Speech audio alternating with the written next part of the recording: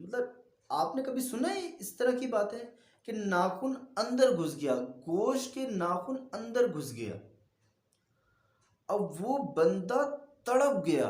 ये सीन क्या हुआ है, उसके नाखून में पस्त पड़ गई। अस्सलाम वालेकुम दोस्तों, आप लोगों ने एपिसोड देखा होगा, फैज़ी की दुनिया पे देखा नहीं तो देख लोगे, उसकी स्टोरी मैं आप लोगों को इस चैनल पे सुनाऊंगा। उस जगह पर मेरी गर्दन पे एक मारा गया है, कुछ डंडे टाइप का, कुछ पाइप टाइप का कुछ मारा था। उस जगह पे खून भी देखा गया, उस जगह पे बॉल से भी मारा गया मेरे को, और उस जगह पे मेरे हाथ पे भी हमला किया गया। तो उस जगह पर जो लोग, जो फैमिली रह रही थी, उसके बारे में मैं आप लोगों को बताऊंगा। उनके साथ क्या वाक़यात हुए। मेरे साथ तो हुए जो हुए, लेकिन जो रह रहा था रात दिन वहाँ पर, जिनके बच्चे रह रहे थे, जिन बच्चे नहीं सॉरी बच्चा रह रहा था, उनकी वाइफ रह रही थी, उनका शौहर रह रहा था, उनके साथ क्या मामलात हुए। शौहर तो देखिए ना, कोई भी हो काम पे चले जाएगा, वो रात में घर पे आएगा, पूरे दिन तो नहीं होगा। वो 24 घंटे जो रहती है वो ख़वातीन रहती हैं, बच्चे रहते हैं। अब उनका शौहर अपनी बीवी की बातें सुन सुन के इतना परेशान हो चुका था कि नहीं, हमें घर दूसरा लेना है, घर दूसरा लेना है, घर दूसरा लेना है। अब वो घर दूसरा लेने के लिए, ढूंढने के लिए वो निकल गया। वो निकला है, उसके पाँव में, पाँव के अंगूठे में ठोकर लगी है। ठोकर लगी है तो उसका नाखून टूट जाना चाहिए था ना, उसका नाखून नहीं टूटा है, नाखून अंदर घुस गया है। मतलब आपने कभी सुना है इस तरह की बातें कि नाखून अंदर घुस गया, गोश्त के नाखून अंदर घुस गया, अब वो बंदा तड़प गया। ये सीन क्या हुआ है, उसके नाखून में पस्त पड़ गई। पस्त पड़ गई यानी कि जिसको पीप भी कहते हैं, वो पड़ गई उसके अंदर। अब डॉक्टर के पास वो गया है। डॉक्टर से नाखून, जब डॉक्टर ने जब नाखून निकाला है ना उसका, उसकी चीखें की सुनने वाली उसकी चीखें थी कि वो उसके नाखून के साथ उसका गोश्त भी बाहर आ गया था। मतलब बताने में भी अजीब सा लग रहा है। मतलब इतनी तकलीफ में वो बंदा था कि उसका गोश्त भी बाहर आ गया था। तो एक बड़ा ही उसने दर्द सहा उस बंदे ने। अल्लाह अल्लाह करके वो मकान दूसरा तो देखा, लेकिन फिर ये मकान खाली नहीं कर पा रहे वो। उनके साथ बड़े मसले मसाइल रहने लग गए। उनका बेटा रातों को उठता था, मतलब बेटे को बता रहे हैं 3-4 साल का था बच्चा। अब इतना बड़ा बच्चा क्या रात में वो सहन में जाके खेलेगा? कभी भी नहीं खेलेगा वो तो। मतलब वो बेड पे अगर उठेगा भी तो वो रोने लग जाएगा, माँ को पुकारेगा, बाप को पुकारेगा। माँ को ही पुकारता है, बाप तो बोलता चल बस सोने दे मेरे को।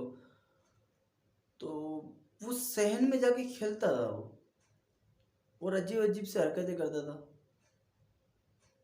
तो ये चीज़ माँ बाप को परेशान करती थी।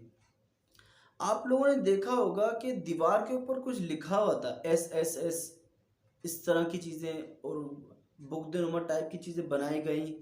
तो इस तरह की चीज़ें मैंने उनसे पूछा भी था, क्या आपके बच्चे करते होंगे? बोले नहीं नहीं, हमारे बच्चे नहीं, इतना बड़ा नहीं है। मतलब वो 4 साल का बच्चा क्या विंडो के ऊपर खड़े होके क्या वो ऊपर लिख सकता है? नहीं, नहीं लिख सकता, पॉसिबल ही नहीं है। और दीवार के चारों तरफ लिखा हुआ था। और जिस तरह आपने देखा कि वहाँ पर अल्लाह के नामों की कितनी बेहुरमती हो रही थी।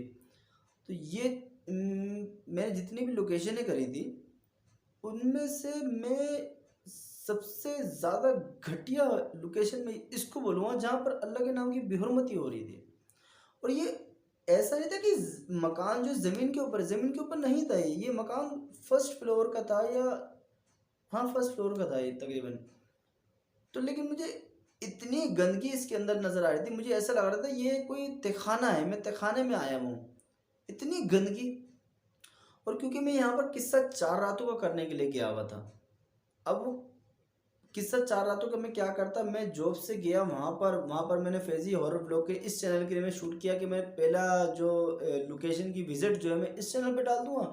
बाकी इन्वेस्टिगेशन 4 रातों की वो फैज़ी की दुनिया पर आती रहेंगी। तो वो वीडियो तो इस पे आए नहीं, क्योंकि मैं वो विजिट करने के दौरान ही मेरे साथ वो मसले मसाइल हो गए वहाँ पर। और अब जैसे कि मैंने वीडियो के अंदर मैं आप लोगों को तफसील से मैंने बताया हुआ भी है, मेरी छोटी सी वीडियो साइड में चल भी रही है।